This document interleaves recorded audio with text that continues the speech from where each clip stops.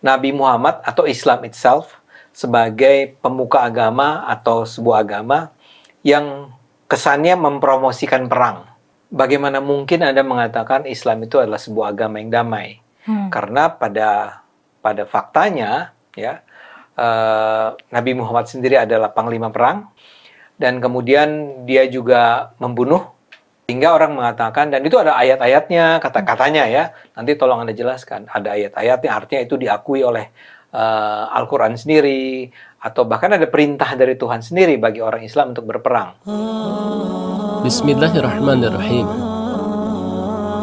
Kita sering mendengar tuduhan bahwa Islam adalah agama yang mengajarkan kekerasan.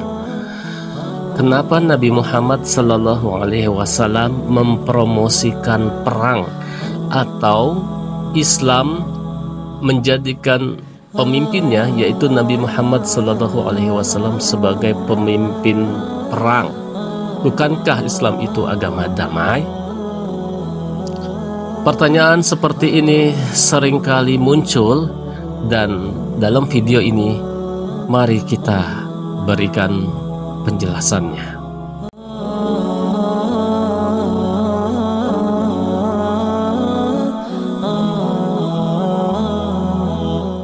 Assalamualaikum warahmatullahi wabarakatuh. Bismillah walhamdulillah. Tuduhan bahwa Islam adalah agama perang bukanlah hal yang baru. Seiring berkembangnya zaman, pandangan ini masih saja terus muncul. Bahkan beberapa kalangan menilai bahwa Nabi Muhammad adalah seorang panglima perang karena beliau memimpin banyak pertempuran. Lalu bagaimana kita menjelaskan bahwa Islam adalah agama damai?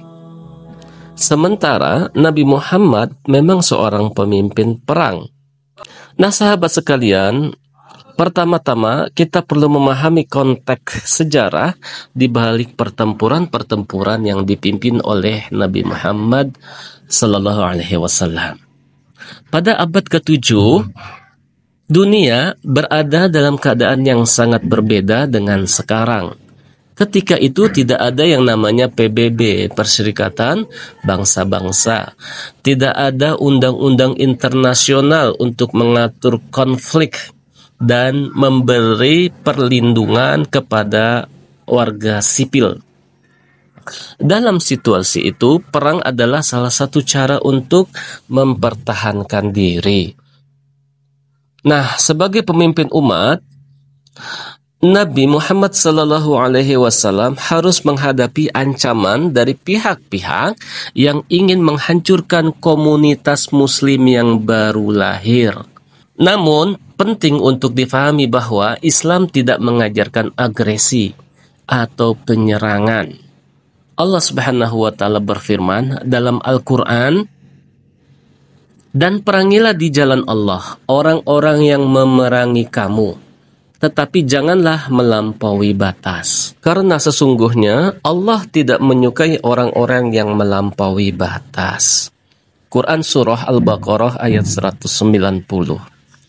Nah, ayat ini jelas menunjukkan bahwa peperangan di dalam Islam hanya diperbolehkan dalam konteks membela diri, pembelaan diri, dan dengan batasan yang sangat ketat.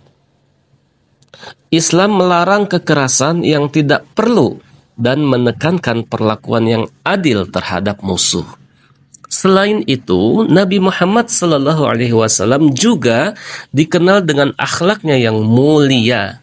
Dalam banyak pertempuran, meskipun beliau adalah seorang pemimpin perang, beliau tetap menunjukkan sisi kemanusiaan dan kasih sayang. Salah satu contoh yang paling terkenal adalah ketika beliau memaafkan musuh-musuhnya yang sebelumnya menindas umat Islam, seperti saat penaklukan Mekah atau Fathu Mekah. Beliau tidak membalas dendam, malah memberi amnesti kepada mereka. Nah, kisah ini menunjukkan bahwa meskipun perang adalah bagian dari sejarah Islam, tujuan utamanya bukan untuk menghancurkan, tetapi untuk membela diri dan menegakkan keadilan. Namun, mengapa ada yang tetap beranggapan bahwa Islam adalah agama kekerasan. Nah, beberapa ilmuwan barat seperti Karen Armstrong dalam bukunya Islam, A Short History mengungkapkan bahwa banyak penafsiran tentang Islam yang didasarkan pada pemahaman yang keliru atau satu sisi saja. Dalam bukunya tersebut, Armstrong menjelaskan bahwa banyak kisah tentang kekerasan yang disalahartikan sebagai bagian dari ajaran Islam. Padahal, menurutnya, ajaran Islam intinya adalah perdamaian dan keadilan sosial.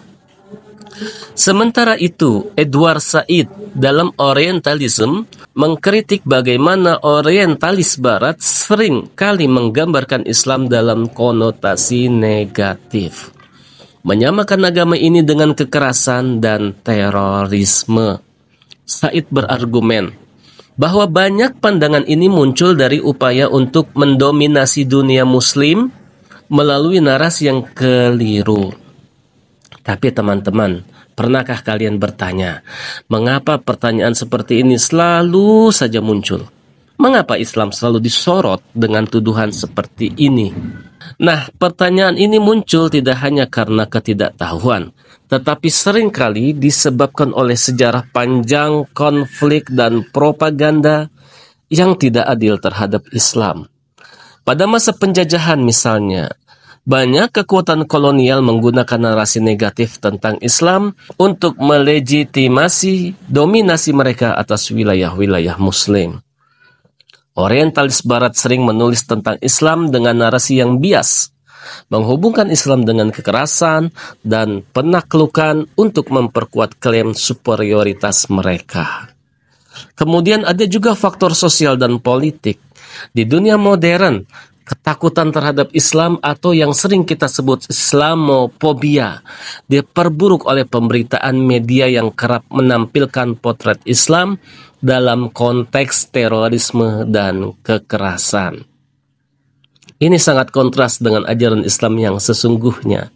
Kita harus menyadari bahwa seringkali informasi yang ada tidak lengkap atau bahkan sengaja dipelintir. Kemudian dari sisi agama, beberapa orang mungkin juga terjebak dalam narasi ini karena mereka tidak memahami perbedaan antara jihad yang sejati yang merupakan perjuangan untuk keadilan dan kekerasan yang dilakukan oleh oknum-oknum yang mengaku mewakili Islam. Perang dalam Islam adalah pembelaan diri dan ini berbeda jauh dari agresi atau terorisme yang sering disalahartikan. Lantas, apa yang bisa kita lakukan? Nah, sebagai seorang muslim ya teman-teman, kita memiliki tanggung jawab untuk menjelaskan dengan tegas dan jelas bahwa Islam adalah agama damai. Ajaran Islam tentang perdamaian, kasih sayang, dan keadilan tidak bisa diabaikan hanya karena adanya pemahaman yang keliru atau penyalahgunaan ajaran oleh segelintir orang. Kita harus menjadi pembela sejati, pembela Islam sejati dengan pemahaman yang mendalam melalui pendekatan intelektual yang berbasis pada Al-Quran, hadis, dan sejarah yang sahih. Nah, sebagai penutup teman-teman, sekali lagi, sebagai seorang muslim, kita harus memahami ajaran agama kita dengan baik. Islam adalah agama yang mengajarkan perdamaian, kasih sayang, dan keadilan. Tidak ada tempat dalam ajaran Islam untuk kekerasan tanpa alasan yang sah.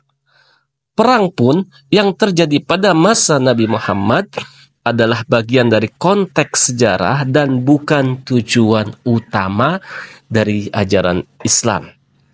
Dan untuk itu, kita sebagai umat Islam harus menjadi penerus ajaran yang benar, yang berdasarkan Al-Quran, hadis, dan akhlak Nabi Muhammad SAW yang mulia. Jangan biarkan ketidaktahuan dan propaganda mempengaruhi pandangan kita terhadap Islam. Mari kita bersama-sama memahami ajaran Islam secara utuh dan bijaksana. Wallahu a'lam. Wassalamualaikum warahmatullahi wabarakatuh.